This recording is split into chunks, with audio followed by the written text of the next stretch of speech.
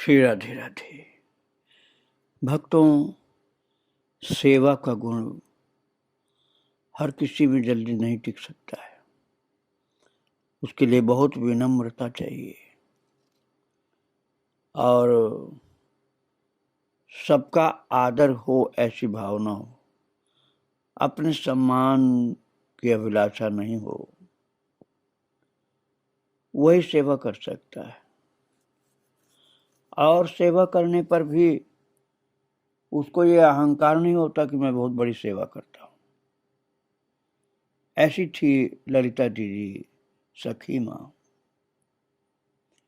एक बार पुरी में रथ यात्रा के पश्चात हैजे का प्रकोप हुआ। उड़ीसा की एक वृद्धा हैजाग्रस्त हो मठ में आई और उसकी सेवा शुश्रूषा का भार सखी माँ ने अपने ऊपर ले लिया। उस समय हैजा से लोग डरते थे कि हमको हैजा न हो जाए कहीं, इसलिए जल्दी कोई निकट नहीं आता था।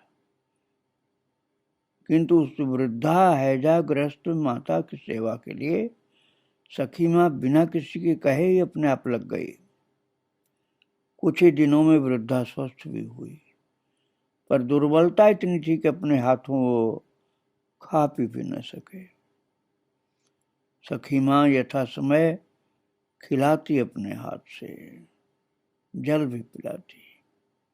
एक दिन सखी माँ काम में फंसी रही। आश्रम का काम बहुत था।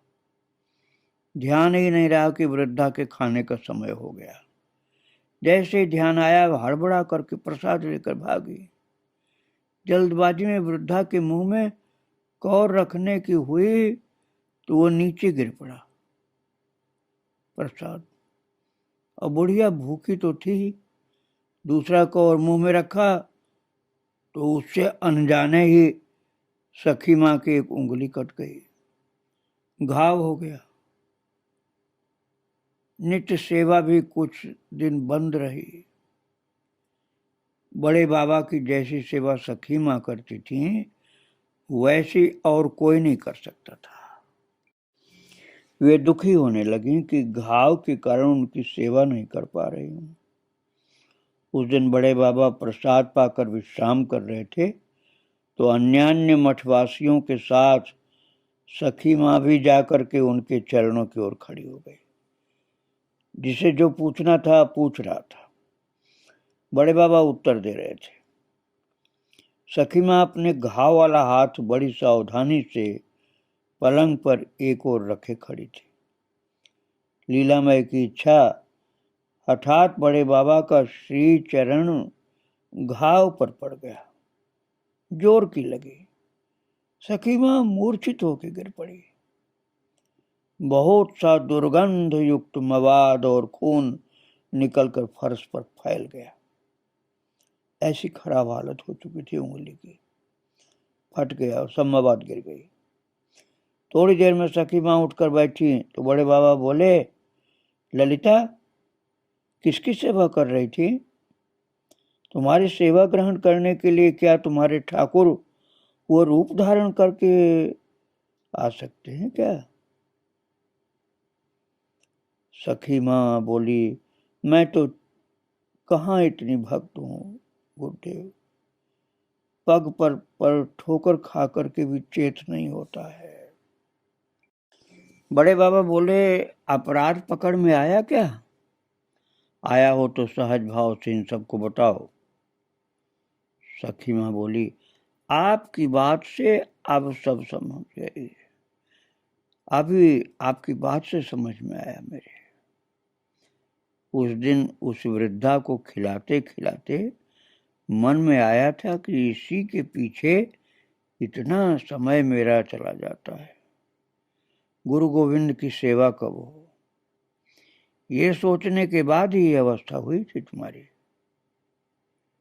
मन में सोच रही थी और फिर बोली, मैं इस अपराध के लिए सभी से क्षमा मांगती हूँ।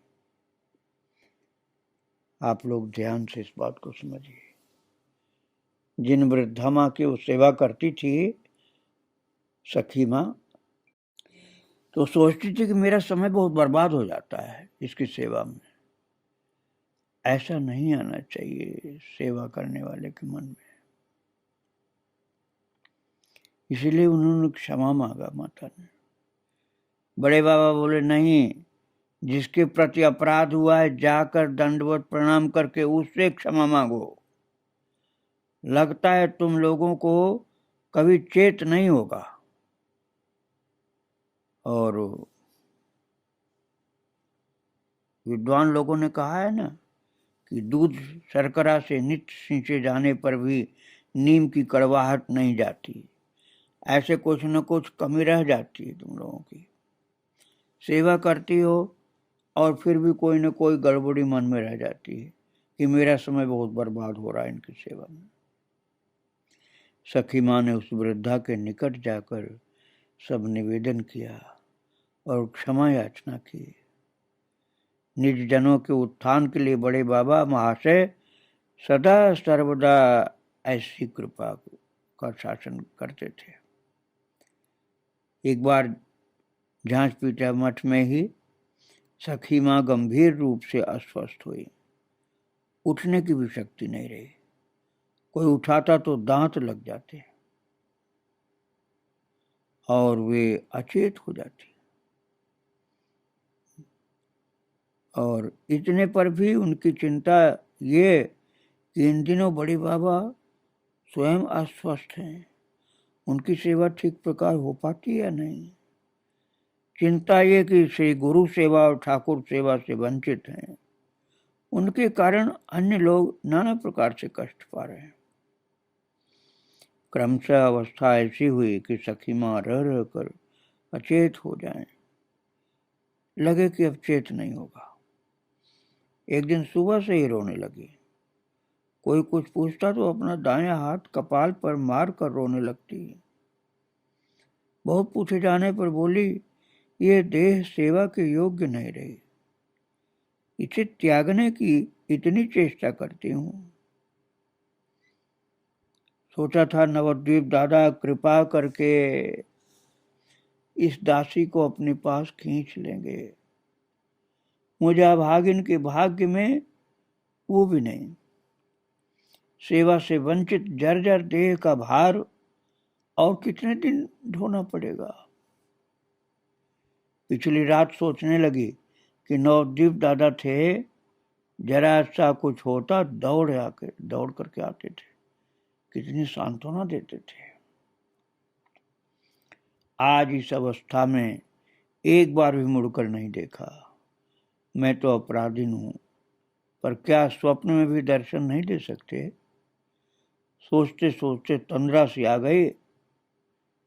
देखती हूँ नवद्वीप दादा सिरहाने बैठ करके माथे पर हाथ हंसते हुए रख करके कह रहे हैं, क्यों रे, तुझे क्या हुआ? मैं बोली, दादा तुम अच्छे चले गए, मुझे बड़ा कष्ट हो रहा है, तुझे साथ ले चलो। हंस करके ही बोले, ये क्या, तेरे तो बहुत काम बाकी हैं, अभी कुछ दिन यहाँ रह करके उन्हें पूरा करना, फिर अभी ले जाने से दादा अर्थात बड़े बाबा को कष्ट होगा। थोड़ा रुक करके बोले, अभी कुछ दिन दादा की सेवा कर, अर्थात बड़े बाबा की सेवा कर, फिर जो होना होगा होगा। तो सखी कहती है कि मैं बोली, मैं तो स्वयं ही सबसे सेवा करा रही हूँ, मैं उन्हें क्या सुख दूंगी, उल्टे दुख ही दे रही हूँ। तुम मुझ पर कृपा करो। इस प्रकार सभी पर भार हो करके जीने की इच्छा नहीं मेरी। मुझे अपने साथ ले चलो, बस मेरी तंद्रा टूट गई। इतना स्वप्न देखने के बाद स्वप्न टूट गया। फिर बोली, भाई आज मेरा अंतिम दिन है, अंत समय में थोड़ा नाम सुनाओ। कृपामय प्रभु बड़े बाबा महाशय के श्री चरण दर्शन के लिए प्राण बड़े व्याकुल हैं। ये क्या अंत समय में इस तुच्छ जीव को एक बार दर्शन देकर इसकी वासना पूरी करेंगे क्या? नाम कीर्तन आरंभ हो गया। 12 बज गए। सखी माँ की अवस्था बिगड़ती चली गई। उधर बड़े बाबा जगन्नाथ दर्शन करके गली के रास्ते से सखी माँ के कक्ष में आए। सखी माँ की आंखों से दर्द आंसू बढ़ने लगे, धारा चलने लगी आंसुओं की। वे कुछ देर उनकी ओर देखते रहे, फिर अच्छा निताई चांद की इच्छा, ऐसा कह करके सभी के अनजाने में अपने बाएं श्री चरण के अंगूठे से सखी माँ का दाहिना हाथ स्पर्श कर ठाकुर कक्ष में चले गए। मनोवासना पूरी हुई देख करके सखी माँ बड़ी सुखी हुई। थोड़ी देर में आंखें निष्पन्द, देह श्वास प्रश्वासहीन, बड़े बाबा के आदेश पर उन्हें ठाकुर जी के आगे लिटाया गया। इसी समय 3 दीर्घकाय गौर वर्ण वैष्णव वहां एकाएक आकर के निकले। उन्हें देखते ही बड़े बाबा उठ खड़े हुए, दंडवत प्रणाम आदि करके सखी माँ को दिखाते हुए बोले, बड़ी सेवा निपुण थी। श्री राधाकांत देव की सेवा प्राणों से भी अधिक प्रिय थी इसको। न जाने किस दुर्दैव के वश आज इस प्रकार जीवन विसर्जन करने बैठी है। आप लोग इसके परकाल के संबल के लिए इसके मस्तक पर श्री चरण अर्पित कीजिए। उन वैष्णवों ने पहले तो आपत्ति की कि ऐसा करना ठीक नहीं है, हम चरण कैसे रखें इसके ऊपर, पर बड़े बाबा के आग्रह पर सखी माँ को अपनी पदरज उन्होंने प्रदान की। बड़े बाबा महाशय के बड़े गुरु भाई श्रीपाद माधव दास बाबा जी भी तब वहां थे। उनके आग्रह पर बड़े बाबा ने भी जय निताई कहकर अपने दाएं श्री चरण से बाबा ने सखी माँ को आपाद मस्तक स्पर्श किया, अर्थात मस्तक से लेकर के चरण तक गुरुदेव ने अपने चरण का स्पर्श करा दिया।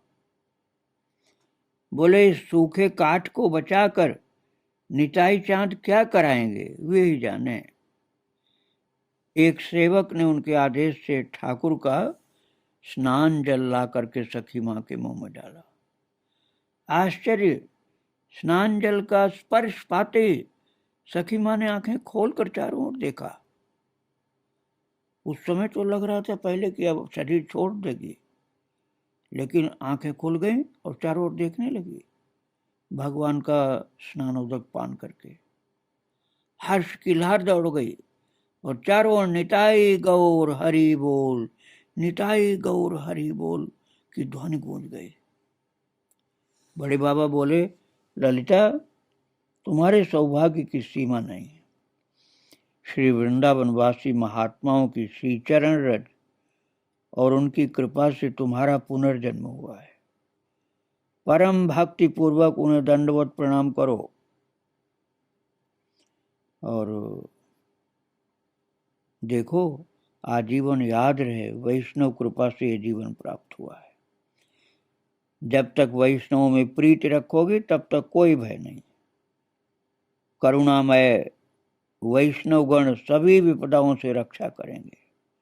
और हाँ, ठाकुर के प्रति तुम्हारा अपराध हुआ है, तुम समझ पाओ न समझ पाओ, वे कृपामय हैं, उन्होंने आज रक्षा की है और उनसे अपने अपराध के लिए क्षमा प्रार्थना करो। भविष्य में ऐसा अपराध पुनः न हो, इसके लिए भी प्रार्थना करो। ठाकुर के भोग की वस्तुएं अप्रसादी अवस्था में हम लोगों को देने से ही तुम्हें ये सब भोगना पड़ा है। अर्थात भगवान का प्रसाद जब तक न बन जाए तब तक किसी को देना नहीं चाहिए। ये बाबा ने संकेत से बता दिया, गुरुदेव भगवान ने। बड़े बाबा ने सखी माँ के औषधि पथ्य सब बंद करा दिया, केवल ठाकुर का चरणामृत और प्रसाद लेने को कहा। भगवान का चरणामृत लेना और प्रसाद लेना भगवान का, बस 4-5 दिनों में ही स्वस्थ हो गई पूर्ण रूप से। हाँ, दुर्बलता थोड़ी रह गई थी। बड़े बाबा की विचित्र लीला, पहले ही दिन जब सखी माँ सेवा कार्य में नियुक्त हुई, बड़े बाबा ने 50-60 वैष्णवों की सेवा के लिए रसोई कराई। कुछ एक ने आपत्ति की, वे तो मरी जैसी हैं, ठीक से चलने फिरने की शक्ति भी नहीं आई। बड़े बाबा बोले, शक्ति क्या पेड़ का फल है जो कोई ला करके दे देगा? अरे यह वर्षा का जल है जो आकाश से गिरेगा। सेवा किए बिना शक्ति कहाँ से आएगी?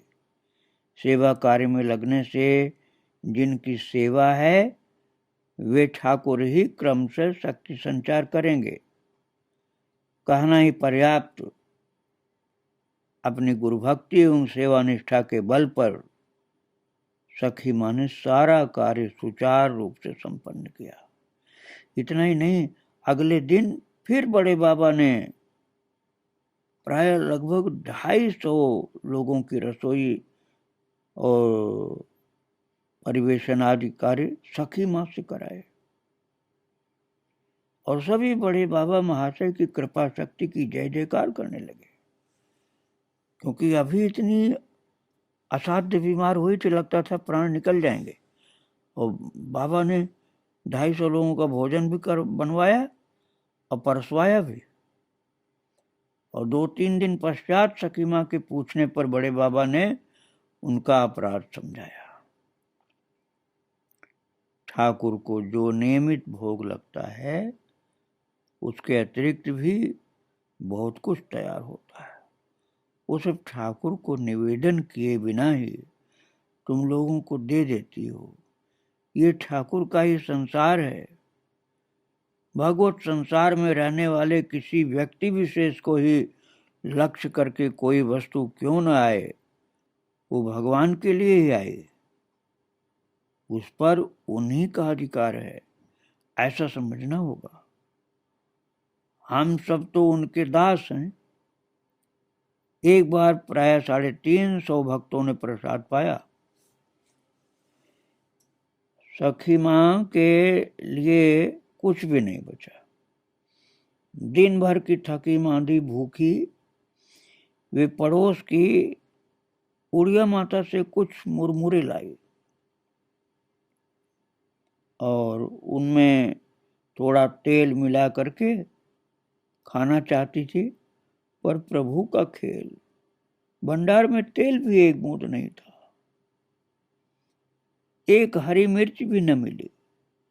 सखी माँ ने दूसरा तेल मुरमुरों में मिला करके तुलसी पत्र डालकर एक कौर मुंह में रखा, दूसरा कौर खाने को हुई, उल्टियां शुरू हो गई। वे नहीं जानती थी कि यह तेल खाने के काम का नहीं है, जगन्नाथ जी की मशाल का और दीपक में लगने वाला तेल था। उधर बड़े बाबा महाशय हाथ धोते धोते सेवक से बोले, जरा सी भूख लगी है, थोड़े मुरमुरे ही खा लो, कुछ नहीं है तो वो तेल मिला करके खाओ। सेवक की समझ में नहीं आया वे किस संदर्भ में क्या कह रहे हैं।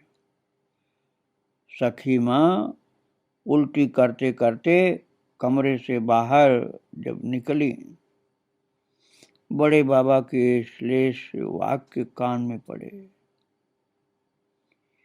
वे दौड़ करके बड़े बाबा महाशय के चरणों में गिर पड़ी। उन्होंने मृदु भर्त्सना करते हुए कहा, पात्र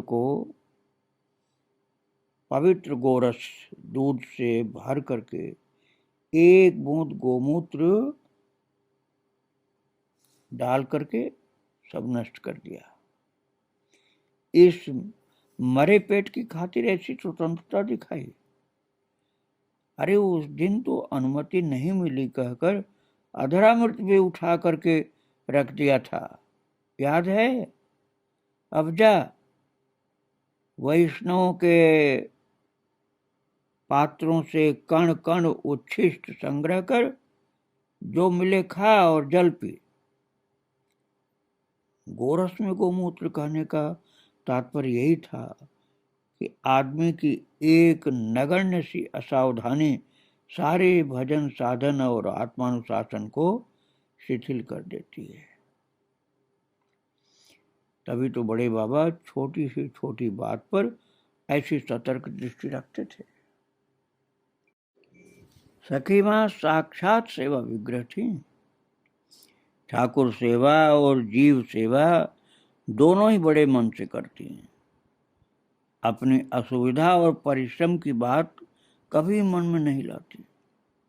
एक बार उन्होंने श्रद्धेय नगेन दादा, जो बड़े बाबा के चरणाश्रित ही थे, उनसे कहा था, दादा साधु गुरु शास्त्र सब एक ही है ना? क्योंकि ऐसा ही बताते हैं कि साधु गुरु एक ही है, ऐसा शास्त्र बताते हैं। तो सेवा का अर्थ है हर प्रकार से सेवे को सुखी रखना। तो तुम लोग ऐसी कृपा करो कि आत्म सुखी हुए बिना निष्कपट भाव से सबकी सेवा कर सकूं। मुझ जैसी दुर्बल चित्त के लिए और कोई भजन साधन नहीं। मैं जानती हूं सेवा ही मेरा धर्म है, सेवा ही मेरा कर्म है। सदा सेविका बन करके रहूं, यही मेरी मनोकामना है। सेवा सुख से वंचित होकर एक मुहूर्त भी बची रहने की इच्छा नहीं है मेरी। अपने गुरु भाई बहनों के साथ सखी मां बड़े बाबा की जो सेवा करती थी, उसका भक्त लोग हमेशा स्मरण करते हैं। और कुछ परिचय ऐसा मिलता है दीदी की, ललिता दीदी की, कि वो श्री लवंग मंजरी गुटिका की स्थिति में विराजती थी। और ये लवंग मंजरी गुटिका की बात गूढ़ है, उसको आप इतना ही समझिए कि अष्टकालीन सेवा उनकी चलती थी। और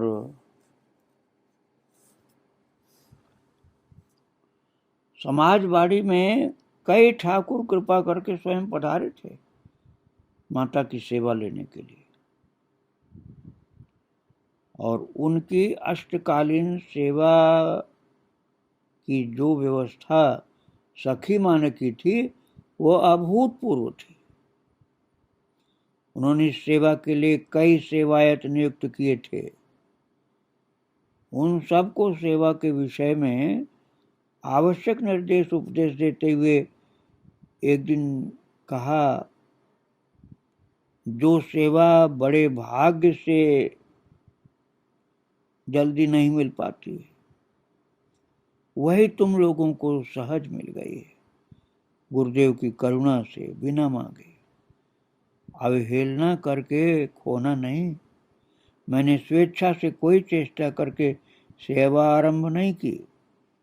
वे स्वयं कृपा करके यहाँ पधारे हैं। ठाकुर जो आए हैं, जितने ठाकुर पधारे हैं अपने मंदिर में, वो स्वयं कृपा करके पधारे हैं, प्रकट हुए।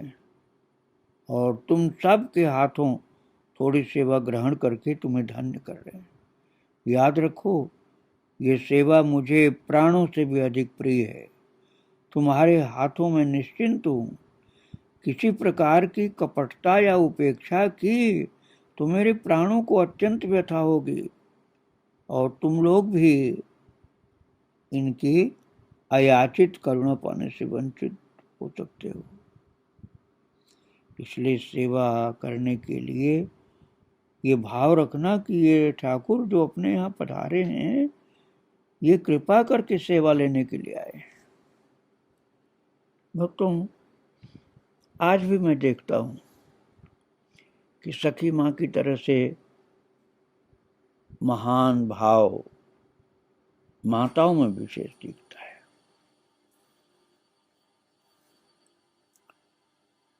एक खुशबू माता है जिसको कनाडा वाली खुशबू माता कहा जाता है, अब तो वृंदावन में भी कभी कभी रहने लगी। उसके यहाँ 7 लड्डू गोपाल सबको अपना पुत्र मानती है और अतिशय भाव है उसका, बच्चा ही मानकर सेवा करती और अपने बच्चों के लिए उसके स्तन से दूध पिया जाता है। इसी तरह से शिवांगी माता है, कितने लड्डू गोपाल उसको चाहते हैं। शिवांगी दीदी लोग कहते हैं, अभी तो बेटी है, वो 21 साल की है, तो वो कहती है कि मुझे तो अपनी बेटी चाहिए। उसके पास कितने ठाकुर कहाँ कहाँ के आकर के भोजन प्रसाद पाते हैं और अपना प्रसाद उसको देते हैं। तो भाव की भक्ति है, जिसके अंदर भाव है वही ठाकुर की सेवा ठीक प्रकार से कर पाता है। वे इतने दयालु हैं कि नहीं भाव है किसी के पास, तब भी उसके मंदिर में पड़े रहते हैं, चाहे जो परिस्थिति हो, जल्दी भागते नहीं। तो लीलाधारी हैं, कृपा करके आपके ऊपर आपको दर्शन दे रहे हैं। ज़्यादा उपेक्षा नहीं होनी चाहिए, नहीं तो चले भी जाते हैं, इसका ध्यान रखना। भक्तों, आगे माता का चरित्र फिर सुनाऊंगा। माता को प्रणाम करके आज यहीं विराम दे रहा हूँ। श्री राधे राधे, श्री राधे।